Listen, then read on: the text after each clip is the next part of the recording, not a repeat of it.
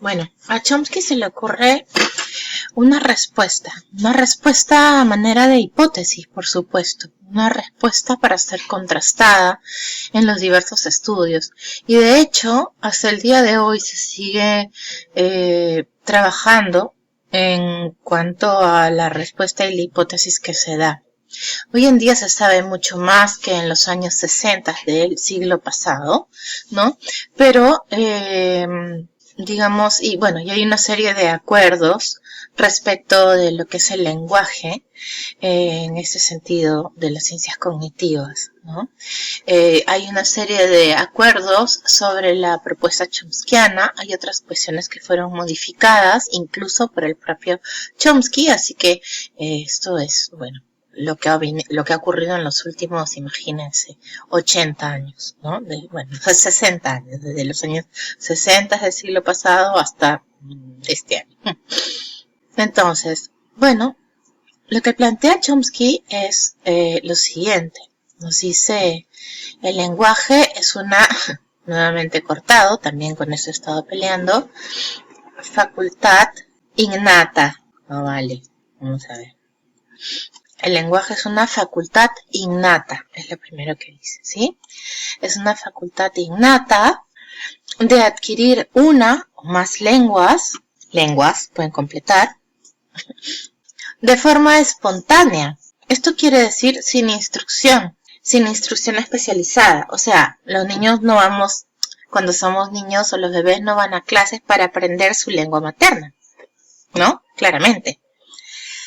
Bien. Y no solo de forma espontánea, sino que esto ocurre durante los primeros años de vida. Volvamos sobre cada una de las cuestiones que estamos, o que incluyen esta definición del lenguaje, que finalmente tenemos aquí nuestra segunda definición del lenguaje. Ojo, ¿sí?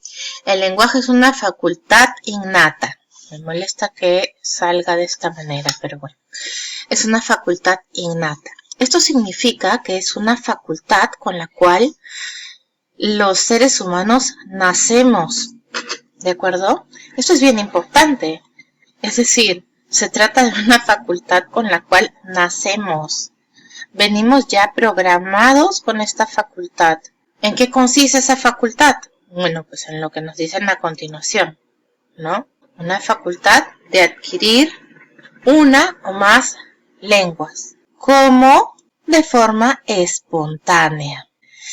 Y bien, cuando decimos que los niños adquieren una o más lenguas, estamos hablando del hecho de que desde el nacimiento los niños son capaces de adquirir como lengua materna, es decir, como lengua que se adquiere primero en la vida, una o más de una lengua. Esto quiere decir que en verdad el niño va a adquirir como lengua materna la lengua que de la cual recibe estímulos a su alrededor, ¿sí?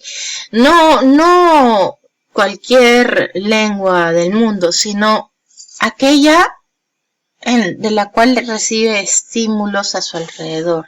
Esto en ocasiones no es una sola lengua, sino es más de una lengua. Bueno, típicos son los casos, por ejemplo, en que padre y madre hablan lenguas distintas y los dos le hablan al niño en su propia lengua, ¿no? En esos casos, los niños adquieren las dos lenguas como dos lenguas maternas, ¿de acuerdo? El término lengua materna se traduce como, o se señala, se representa como L1, ¿de acuerdo? L mayúscula 1. Y hace referencia no a la lengua de la madre, ¿no?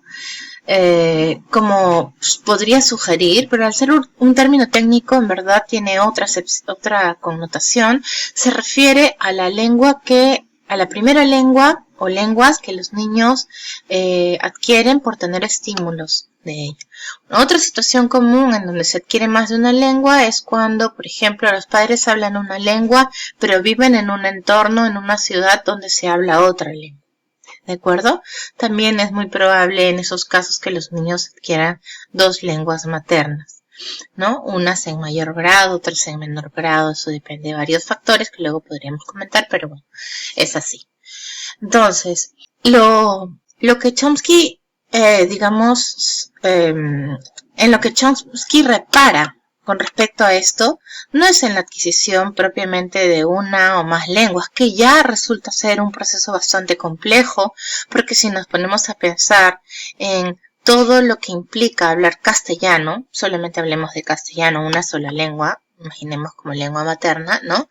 Bueno, tiene un montón de características que debemos adquirir, ¿no? Por ejemplo, todas las conjugaciones verbales en yo, tú, él, ella, eso, etcétera, nosotros, ustedes, ellos, ellas, ¿no? Todos los verbos tienen diferentes terminaciones para esto, pero no solamente de acuerdo a las personas, sino de acuerdo al tiempo, el modo, etcétera, ¿no? Entonces, los hablantes desde pequeños vamos incorporando estas informaciones, ¿no? Sobre el castellano. Bueno, no es poca cosa. Así también vamos incorporando léxico, vamos viendo que hay ciertos sustantivos que son femeninos, otros que son masculinos, vamos viendo que los artículos van a tener que adaptarse a los sustantivos, en el caso de ser sustantivos femeninos, usar artículos femeninos, adaptarse al número también, igual que los adjetivos, ¿no? El barco blanco o los barcos blancos, ¿no es cierto? Masculino, masculino, masculino en el barco blanco y, bueno, masculino plural en los barcos blancos, en cada uno, ¿no? Barcos masculino plural, entonces los masculino plural, blancos masculino plural, ¿no? Bueno, todas estas cuestiones que vamos aprendiendo no son pocas y él, digamos, lo que rescata para ser pensado es, bueno, esto lo hacemos sin instrucción especializada, ¿no? Es decir, es distinto a cómo aprendemos una segunda lengua.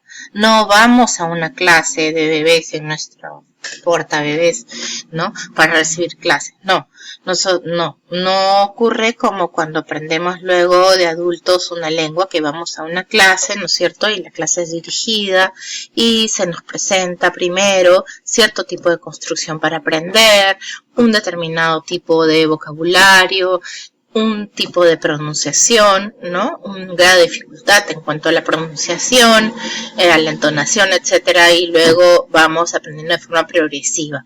Esto no ocurre cuando adquirimos nuestra lengua materna. La lengua materna la adquirimos sin instrucción formal. Es decir, simplemente somos, digamos, individuos que estamos ahí cuando somos bebés recibiendo estímulos lingüísticos, escuchando lo que otras personas dicen, ¿no? Y vamos formando, a partir de eso, vamos deduciendo las reglas de nuestra gramática y vamos aprendiendo nuevas palabras que van a incorporarse en nuestro léxico de forma espontánea. Esto es bastante importante también. Bueno, aparte de que esto ocurre de forma espontánea, dijimos que esto ocurre durante los primeros años de vida. Pueden completar el enunciado.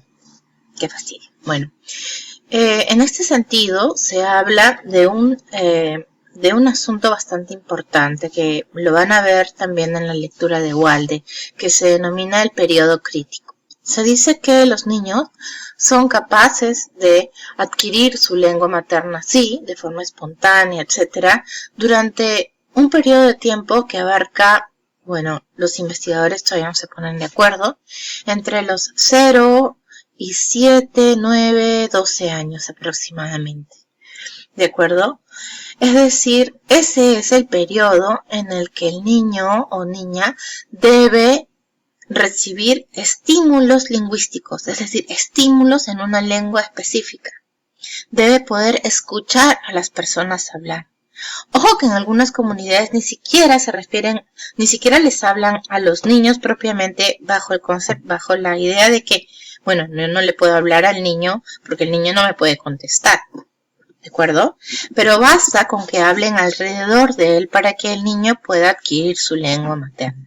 Sin embargo, esto debe ocurrir en los primeros años de vida, es decir, en este periodo en donde la mente es muy plástica y está, digamos, preprogramada para adquirir la lengua materna. Entonces es en ese periodo en que el niño realmente se hace de una lengua materna, adquiere una lengua materna y la hace suya. ¿no? ¿Esto qué significa? Adquiere vocabulario, adquiere los sonidos, adquiere las reglas de combinación de esos sonidos, aprende cuáles son, ¿no? Además aprende palabras nuevas, aprende cómo combinarlas, etcétera. ¿De acuerdo? Aprende incluso cómo crear palabras nuevas también. Ese periodo crítico se considera una especie de ventana que se mantiene abierta durante esos años de vida, desde los 0 hasta los 7, algunos dicen 9, 12 años, ¿no? Se mantiene abierta y sin ningún tipo de restricción, ¿no? Durante esa etapa, si los niños están simplemente expuestos a estímulos lingüísticos, es decir, oyen hablar una lengua, pues van a adquirir una lengua materna en esos años. Lo siguiente es simplemente una recapitulación. Bueno, no, vamos a ver.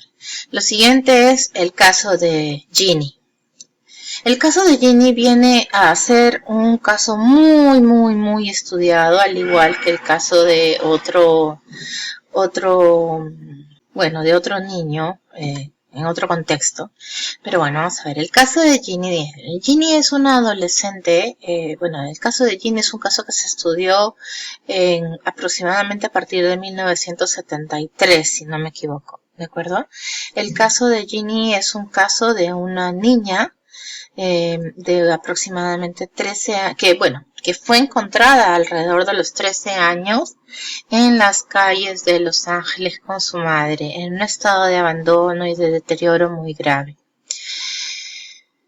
Esta niña es, digamos, rescatada, entre comillas, por el sistema social estadounidense y es puesta en manos de médicos, etcétera, para para intentar ayudarla a recuperarse del estado en el que se encontraba, ¿no? Nutricionalmente, motrizmente, pero también psicológicamente y lingüísticamente.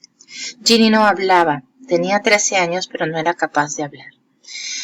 Se realiza toda una reconstrucción del caso de Ginny a partir de, una serie de investigaciones, incluso judiciales, ¿no? Que luego ustedes verán en el video. Perdón, Siri, no sé en qué momento dije algo para que Siri se active. Okay. Les decía, ¿no? Las investigaciones fueron muchas y el caso de Ginny fue muy sonado y muy famoso hasta que finalmente, después de muchos años, Ginny simplemente pasó a vivir en una casa de acogida y dejó de ser estudiada. En el documental que les enlazo aquí está la historia completa de Ginny. Sin embargo, y a pesar de que es muy importante de que vean este documental, cada uno por su cuenta, lo que ocurre con el caso de Ginny es que viene a mostrar de alguna manera de que pasada cierto número de años sin exposición a lengua hablada alguna, sin oír una lengua, no es posible recobrar el habla o más bien hacerse de una lengua materna, construir una lengua materna para uno mismo. Muchos investigadores creen que el caso de Ginny muestra cómo esto es así, puesto que Ginny es encontrada en un estado en que no habla a los 13 años, y por más que es sometida a múltiples estímulos lingüísticos e incluso a instrucción especializada del inglés, porque la lengua en la que ella recibió estímulos lingüísticos a partir de que sale de la casa donde vive, es el inglés, ¿no? Ella no logra construir expresiones lingüísticas fluidamente a demanda, ¿no? Entonces, el caso de Ginny se considera uno de los casos que muestran esta necesidad o la existencia de un periodo crítico, ¿no? La existencia de una ventana de tiempo en el cual la mente está completamente dispuesta, vamos a decirlo así, a adquirir todo lo que se necesita para construir una lengua materna, ¿no? Y de cómo esa ventana se cierra pasado un determinado número de años. Y ya no importa si a partir de una edad de, no sé si más de 7, más de 9, más de 13, dependiendo de las distintas teorías y estudios, ¿no? No importa si después de los 13 años se reciben estímulos lingüísticos, la persona no va a poder construir una lengua materna, ¿no? Con todo lo que esto conlleva. Eso entonces es importante sobre este caso.